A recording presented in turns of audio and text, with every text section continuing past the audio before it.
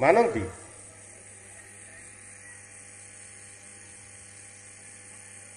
ସେମିତି ପ୍ରବଚନ ଦେବାନି, ପ୍ରବଚନ ହେଲେ ବା ଭୁଲ, ଆମେ କିଛି ଖାଲି ଶବ୍ଦ ଗୁଡ଼ା କାନକୁ ଶବ୍ଦ ଗୁଡ଼ା ଶୁଭିବ।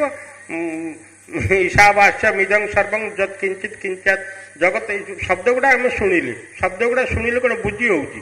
ଭାଗବତରେ ଆମେ 10-20 ପଦ ଏଇଟା କହି କିଛି ବୁଝିପାରିବନି। ଯେତେ ଯେତେ ଧର୍ମ ପ୍ରଚାର ପ୍ରସାର ହେଇଛି କ'ଣ ପାଇଁ? ଲକ୍ଷ ଲକ୍ଷ ଲୋକ ହେଉଛନ୍ତି କ'ଣ ପାଇଁ? ଏଇ ଶବ୍ଦ ଗୁଡ଼ାକ ଯୋଉ ସାଧାରଣ କଥାରେ ଗୀତ ଲେଖା ହେଉଛି, ଧର ଜଗନ୍ନାଥ ଗୀତ ଗୁଡ଼ାକ, ଆରେ ରେ ଜଗାରେ ତୁ ରେ ଗୁଣ୍ଠୁଣି ହାତୀରେ, ଏଇ ଯୋଉ ଗାଉଁଲି ଭାଷାରେ ଲେଖା ହେଲା ତ ସେ ପ୍ରଚାର ପ୍ରସାର ହେଇଗଲା ସାଙ୍ଗେ ସାଙ୍ଗେ। ଏଇ ଯୋଉ ସଂସ୍କୃତ ଶବ୍ଦ ଗୁଡ଼ାକ ବେଦ ବେଦାନ୍ତ ଉପନିଷଦ, ତାକୁ ଲୋକ ବୁଝିପାରିଲେନି। ସେ କ'ଣ ସେ ବେଦରେ କୁହାଯାଇଛି ବିଦ୍ୟତେ ଜ୍ଞାନ ଲଭ୍ୟତେ ଅନେନେତି ବେଦ ବିଦ୍ଧାତୁରୁ ଅପ୍ରତ୍ୟୟ ନେଇକରି ବେଦ ଶବ୍ଦ ନିଷ୍ପନ୍ନ ହେଇଛି। ଏ କଥା କହିଲେ କିଏ ବୁଝିବ? କେହି ବୁଝିପାରିବେନି। ତେଣୁ ଆପଣମାନେ କୁହନ୍ତୁ ଈଶ୍ୱର ଭଗବାନ କହିଲେ ଆମର ଭାଗବତରେ ଅଛି, ଆମେ ମନକୁ କହୁନାହୁଁ। ଚିହ୍ନି ଭଜିଲେ ବିଷ୍ଣୁ ମାୟା ସେ ହରି କରେ ତାକୁ ଦୟା। ଏ ଭାଗବତ ପଦ। ବିଷ୍ଣୁ ମାୟାକୁ ସତ୍ୟ ବୁଝି ପ୍ରାଣୀ ଅଛନ୍ତି ଏତେ ମଜି। ଚିହ୍ନି ଭଜିଲେ ବିଷ୍ଣୁ ମାୟା ସେ ହରି କରେ ତାକୁ ଦୟା। ତେଣୁ ପ୍ରଭୁଙ୍କୁ ଯଦି ଡାକିବ ତାହେଲେ ପ୍ରଥମେ ତାଙ୍କୁ ଚିହ୍ନିବାକୁ ପଡ଼ିବ। ଈଶ୍ୱର କିଏ, ଠାକୁର କିଏ, ସେ କୋଉଠି ରହନ୍ତି, ତାଙ୍କର କାମ କ'ଣ, ତାଙ୍କର ଗୁଣ କ'ଣ, କର୍ମ କ'ଣ, ସ୍ୱଭାବ କ'ଣ, ପ୍ରଥମେ ତାକୁ ଆଗ ଜାଣିବା। ଏଇ ଲୋକଟାକୁ ଈଶ୍ୱର କହନ୍ତି। ବାଟରେ ଗୋଟେ ଲୋକ ଯାଉଛି, ତାକୁ ତମେ ଚିହ୍ନିଛ, ତାକୁ ଡାକିବ ରାମବାବୁ ଶୁଣ କହିଲେ ସେ ଶୁଣିବ। ତାକୁ ଜାଣିନାଉ ଚିହ୍ନିନାଉ, ସେ ଯାଉଛି ହୋ ହୋ ଡାକିଲେ ସେ ଶୁଣିବନି। କି ବଢ଼ିଆ ଲୋକ, କି ସମ୍ମାନ ପାଇବା ଲୋକ, ତାକୁ ଯଦି ହୋ ହୋ ଡାକିବ ସେ ଶୁଣିବନି। ଯଦି ଅନେଇବ କହିବ ସେ ଆଉ କାହାକୁ ଡାକୁଛି। ତେଣୁ ଈଶ୍ୱରଙ୍କୁ ଆଗ ଚିହ୍ନିବା। ପ୍ରଥମେ ପ୍ରଭୁ କିଏ, ଶାସ୍ତ୍ର କ'ଣ କହୁଛି, ଶାସ୍ତ୍ର ପ୍ରମାଣ ଦରକାର। ଆମ ମନକୁ ମନ ହବନି, ମନ ଗଢ଼ା। ତେଣୁ ପ୍ରତ୍ୟେକ ଶବ୍ଦର ଅର୍ଥ ବା ଅଛି। ପ୍ରତ୍ୟେକ ଶବ୍ଦର ଅର୍ଥ ଜାଣିବା ପାଇଁ ଗୋଟେ ବ୍ୟାକରଣ ଶାସ୍ତ୍ର ଅଛି। ଯେପରି ବ୍ୟାକରଣ ଜାଣି ପଢ଼ିଲେ ଶୁଦ୍ଧ ହୁଏ ବାଣୀ, ଯେପରି ବ୍ୟଞ୍ଜନରେ ଲୁଣ ନ ପଡ଼ିଥିଲେ ଅକାରଣ। ତରକାରୀ ଲୁଣ ନ ପଡ଼ିଲେ ସେ ସ୍ୱାଦ ଲାଗିବନି, ଇଚ୍ଛା ହେବନି ଖାଇବାକୁ। ସେମିତି ପ୍ରତ୍ୟେକ ଶବ୍ଦ ଜାଣିବା ପାଇଁ ଗୋଟେ ବ୍ୟାକରଣ ଶାସ୍ତ୍ର ଅଛି। ବ୍ୟାକରଣ ଯାହା କହୁଛି, ନିର୍ଦ୍ଦେଶ କରୁଛି ଯେଉଁ ଅର୍ଥକୁ, ସେଇ ଅନୁସାରେ ଅର୍ଥ କଲେ ଠିକ୍ ହେବ। ଆଉ ଯଦି ତାକୁ ବ୍ୟାକରଣକୁ ଛାଡ଼ି ଦେଇ ତମେ ମନକୁ ମନ ଅର୍ଥ କରିବ, ସେଟା ତମ ମନ ଗଢ଼ା, ସେଟା ଗ୍ରହଣ ଯୋଗ୍ୟ ନୁହଁ। ତେଣୁ ଈଶ୍ୱର ଭଗବାନ ଠାକୁର କହିଲେ କ'ଣ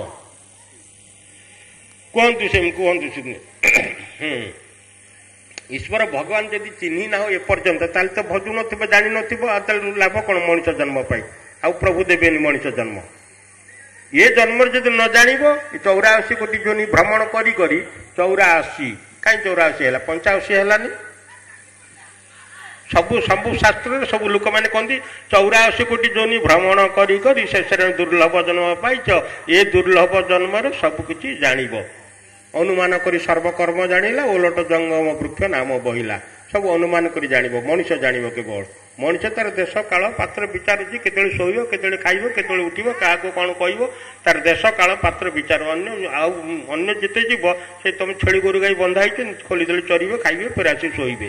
ସେ କେବଳ କର୍ମଫଳ ଭୋଗ କରନ୍ତି। ମନୁଷ୍ୟ କେବଳ କର୍ମଫଳ ଭୋଗିବା ସହିତ ନୂତନ କର୍ମ କିଛି କରେ। କିଏ? ମଣିଷ। ତେଣୁ ଏ ମଣିଷ ଜନ୍ମରେ ପ୍ରଥମେ ଈଶ୍ୱରଙ୍କୁ ଆଗ ଜାଣିବା।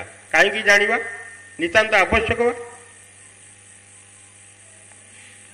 କୁହନ୍ତୁ ଈଶ୍ୱର କିଏ? ଈଶ୍ୱରକୁ ବିଶ୍ୱାସ କରନ୍ତି?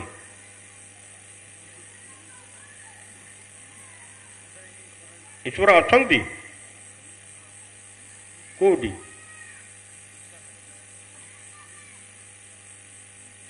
ଈଶ୍ୱର କୋଉଠି ଅଛନ୍ତି କୁହନ୍ତୁ? ତମର ସେଇଟା ବ୍ୟକ୍ତିଗତ କଥା, ତମେ କହିଲେ ବିଶ୍ୱାସ। ଆଉ କିଏ କ'ଣ କହିବେ? ଓହୋ, ଯିଏ ଯାହା ଜାଣିଛ କୁହ। ଈଶ୍ୱର ଅଛନ୍ତି, ସେ କୋଉଠି ଅଛନ୍ତି?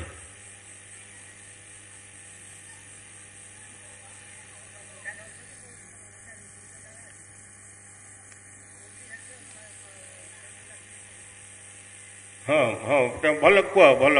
ଈଶ୍ୱର ସବୁଠି ଅଛନ୍ତି। ଆଚ୍ଛା, ନା କ'ଣ ଆଉ କ'ଣ କହିବ? ଈଶ୍ୱର ସବୁଠି ଅଛନ୍ତି ନା ଗୋଟେ ଜାଗାରେ? ହଁ, ସେଟା ଭଲ ବୁଝିବ। ଏମିତି କଥୋପକଥନ ହେଲେ ତମ ଜୀବନରେ ଲାଭ ଅଛି। ସେ ପଦେ ହଉ, ପଦେ ଶିଖିବା। ପଦେ ଗୋଟେ ପଦ 2 ଘଣ୍ଟା 3 ଘଣ୍ଟା ବସିଲେ ହବନି ସେମିତି।